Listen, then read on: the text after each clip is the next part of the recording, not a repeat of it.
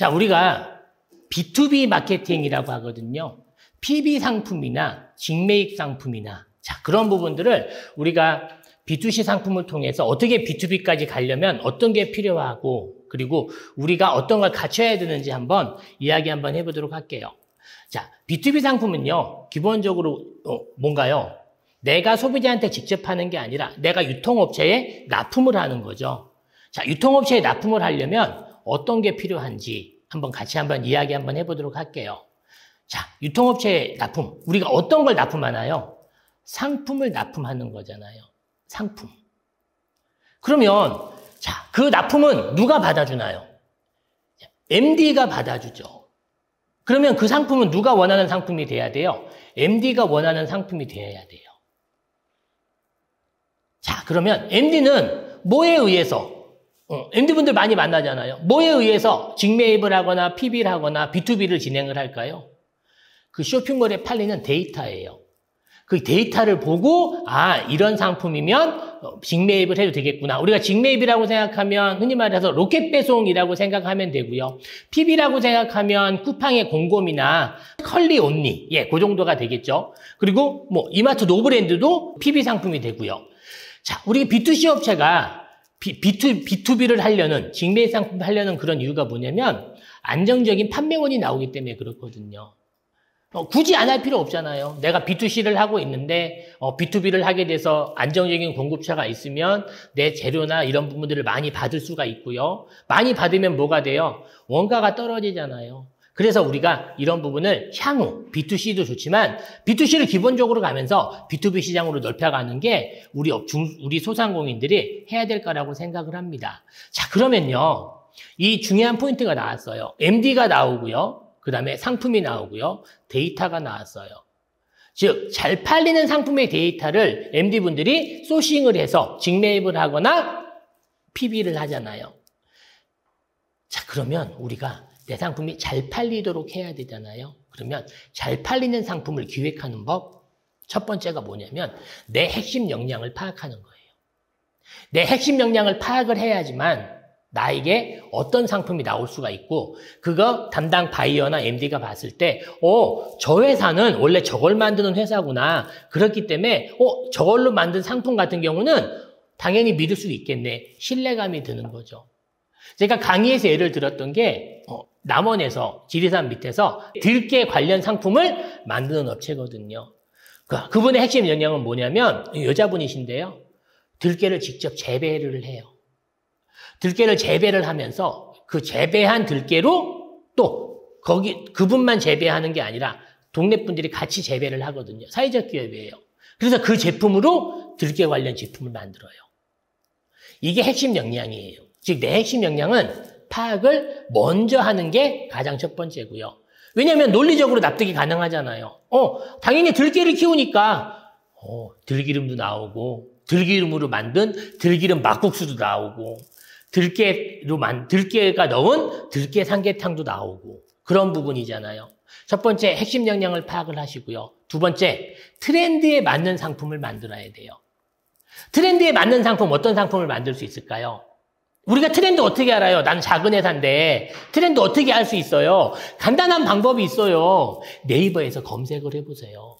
들깨를 생산하고 들깨를 가공해서 제품을 만드는 업체를 예를 듣는데요. 그 업체 같은 경우는요. 들깨라고 네이버에서 쳐봐요. 그럼 뭐가 나와요? 자동 완성어가 나와요. 거기에 보니까 들깨탕도 나오고요. 들깨 칼국수도 나오고요. 들깨 삼계탕도 나와요. 자, 네이버의 자동 완성어 누가 검색하는 걸까요? 소비자가 검색하는 거예요. 소비자가 검색을 많이 하기 때문에 네이버가 들깨란 두 개의 키워드를 쳤을 때 나머지 많이 검색하는 것도 보여줄게 라고 해서 보여주는 거예요. 그게 뭐예요? 그게 트렌드예요. 또 하나 네이버에 연관 검색어가 있어요. 들깨를 검색하면 연관 검색어로 들깨탕, 들깨 삼계탕, 들깨 가루, 들깨 키우는 법 등이 나와요. 자동 완성어는 세로로 떨어져요. 연관 검색어는 가로로 나와요. 들깨를 검색했을 때, 뭐, 들깨탕, 뭐, 들깨 칼국수, 들깨 삼계탕, 뭐, 들깨 키우는 법, 그런 것들이 나오게 되잖아요. 이것도 다 누가 만든 거예요? 소비자가 만든 거예요. 소비자가 만들었기 때문에 이게 뭐예요? 이게 곧 트렌드라는 거예요. 트렌드라고 그래서 막 시장조사 거창하게 하고, 막 그런 것보다 그런 소비자의 네이버에서 검색어를 보면서, 아, 내 상품으로 이런 제품을 만들면 트렌드한 제품이 되겠다라고 생각을 하는 거고요. 그리고 또, 중요한 게 있어요. 홈쇼핑을 자주 보세요. 홈쇼핑. 홈쇼핑을 보면요. 홈쇼핑에 뭐가 나와요? 트렌드한 제품들이 나와요. 홈쇼핑은요. 항상 뭐가 나와요? 제철이 나와요. 살짝 그거보다 먼저 나오기도 하고요. 그러면 홈쇼핑을 보면서 우리가 홈쇼핑 모아라는 어플에 보면요. 홈쇼핑 제품들이 나온다고 쭉 검색어만 치면 쭉 며칠 분이 방송이 나와요. 그걸 보면서 뭐래요? 아, 이런 제품을 만들면 소비자들이 좋아하는구나. 그리고 그 홈쇼핑을 보세요. 홈쇼핑을 보면 소스트가 이야기를 하거든요. 그 안에 다 들어있어요. 그런 홈쇼핑을 보고 네이버를 검색을 하고 그런 활동들이 트렌드를 잇는 활동이거든요. 결코 어렵지 않아요. 그리고 마지막으로 네이버 데이터랩에서 검증을 해보면 되거든요. 과연 이게 작년에 어떤 데이터로 지나갔으며 지금 어떻게 올라가 있는지 네이버 데이터랩이요. 만약에 지금 모르신다고 그러면 얼른 해보세요. 네이버에 검색하면 다 나와요. 네, 그런 부분이 필요하거든요. 자, 두 번째 어떤 게 필요하냐? 우리가 맨 처음에 핵심 역량을 알아야 되고요. 제품화 할 때는 트렌드를 알아야 되고 두 번째 뭐가 필요하냐? 차별화가 필요해요. 이 차별화라는 거는요. 기본적으로 우리가 온라인에서 또 오프라인에서 판매할 때 내 제품은 뭐뭐가 다르다라는 그러한 부분들이 분명히 있어야 돼요.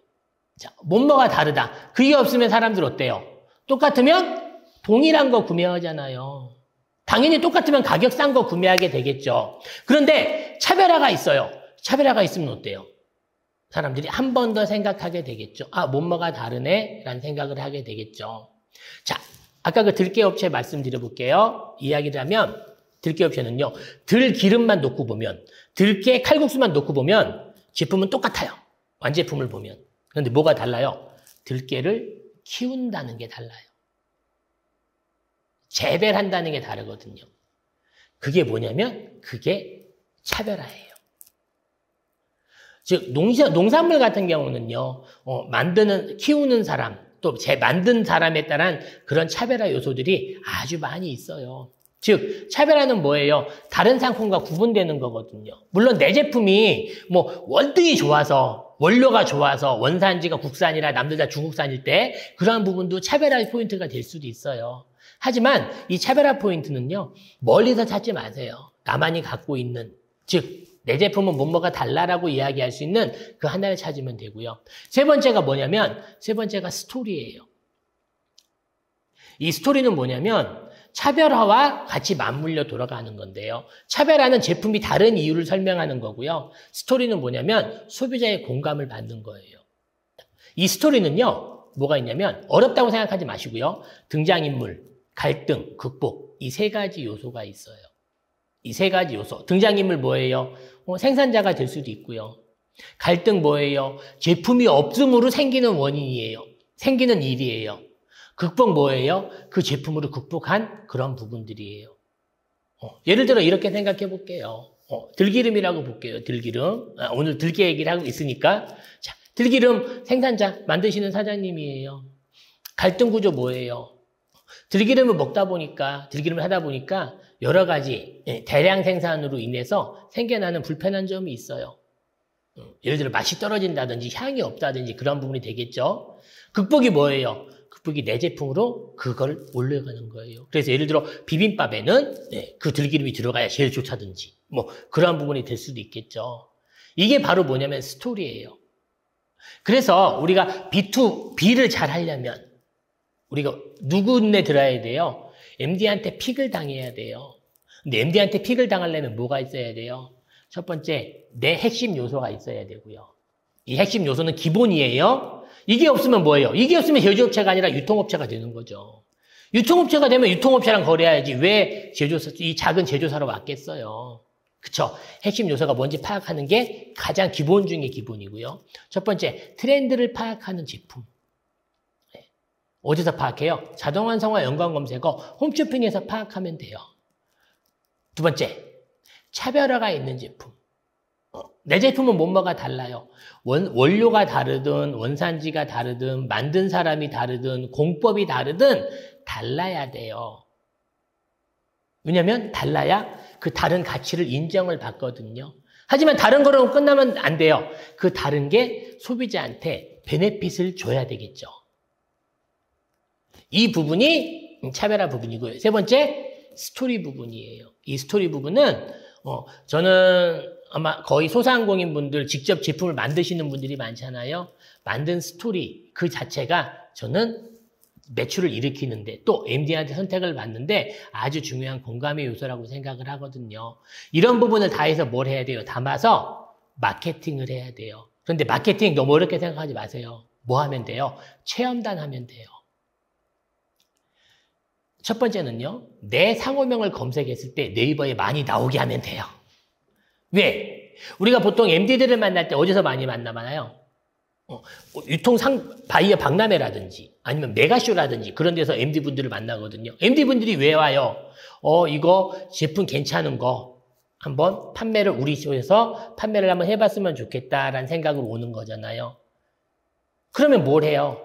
제품 자체는 좋은데 그 제품을 직접 보기도 하지만 뭘 해야 돼요? 네이버에서 분명히 그분들도 검색을 하거든요.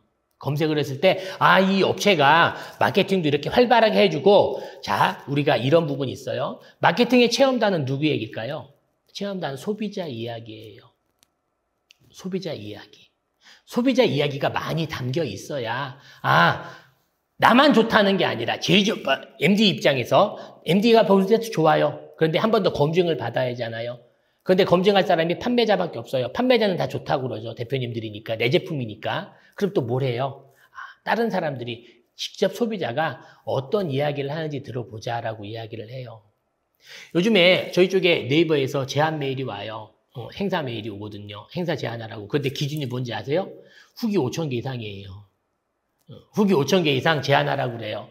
왜 네이버에서 후기 많은 상품을 좋아할까요? 그만큼 소비자들이 많이 검증했다는 거거든요. 그래서 대표님들이 이런 마케팅적인 요소까지 진행을 하면요. 후기는요. 쇼핑몰 후기도 될 수 있지만요. 네이버의 블로그라든지 인스타라든지 유튜브라든지 소비자가 올린 그런 바이럴적인 요소들이 다 컨텐츠라고 생각을 하거든요. 그래서 이런 부분을 갖춰져야지만이 저는 B2B 마케팅에서 대표님들이 조금 더 많은 성공을 거둘 수 있다고 생각을 합니다. 끝으로 정리해보면요. 첫 번째 내 핵심 요소를 파악을 해요. 핵심 역량을 파악을 해서 트렌드한 제품을 만들어요. 상품 기획을 해요. 두 번째, 그 상품은요, 트렌드하기도 하지만 차별화가 있어야 돼요. 차별화. 그래야 내 상품을 찾는 이유가 되고요. 그 차별화는 누구한테 혜택을 줘야 돼요? 고객한테 혜택을 주는 차별화가 돼야 돼요. 그리고 세 번째, 스토리가 있어야 돼요. 이 스토리는 소비자의 공감을 유도를 하거든요. 이 스토리가 공감이 된다면 소비자가 후기 없어도 구매가 가능해요. 자, 그래서 이런 부분들, 그리고 가장 중요한 마지막으로 노출되는 부분, 마케팅적인 부분, 이 부분까지 마케팅 어렵게 생각하지 마시고요. 내 상호를 검색할 때 컨텐츠가 나오면 되고요. 인스타에 나오면 돼요. 누가 써줘요? 체험단을 써줘요. 그래서 그런 부분, 체험단까지. 체험단 하기 어렵잖아요. 요즘에 네이버에 브랜드 커넥터 들어가냐면요. 좋은 분들이 많이 나와요. 브랜드 커넥터 한번 네이버에서 스마트 스토어에 가면 매뉴얼이 나오거든요. 그거 신청하셔서 한번 진행해보세요. 그러면 대표님들이 B2C뿐만이 아니라 B2B도 분명히 원하는 목표를 이룰 수 있을 거라고 생각을 하고요. 우리가 처음부터 B2B를 목표로 한 게 아니잖아요. B2C에서 열심히 하다 보면 B2B가 저절로 돼요. 그리고 MD들이 많이 모인 곳에 가야 되죠. 유통 전시회라든지 메가쇼라든지 MD분들이 소싱 오는 그러한 부분에 내 제품을 보여주고 준다면 저는 충분한 매출을 거둘 수 있다고 생각하고요. 마지막으로 한 가지, 대표님들이 서류에 가장 약하세요. 회사 속에서 꼭 만드세요. 이 회사 속에서는 뭐냐면 이 회사 속에서의 내 제품의 탄생 스토리, 그 다음에 내 제품의 차별화 포인트, 그리고 제품을 기획한 이유, 트렌드, 그리고 내 핵심 역량, 이 부분을 말로 설명하면요, 기억이 안 남아요. 자료를 가져가야 되잖아요. 자료를 가져가서 한 번 더 검토해 봐야 되잖아요. 자, 그런 부분에 있어서 회사 속에서를 꼭 만들기를 요청드립니다. 그러면 대표님들 사업에 B2C뿐만이 아니라 B2C를 기반으로 한 B2B도 잘 돼서 고정적인 매출을 거둘 수가 있을 거라고 생각합니다.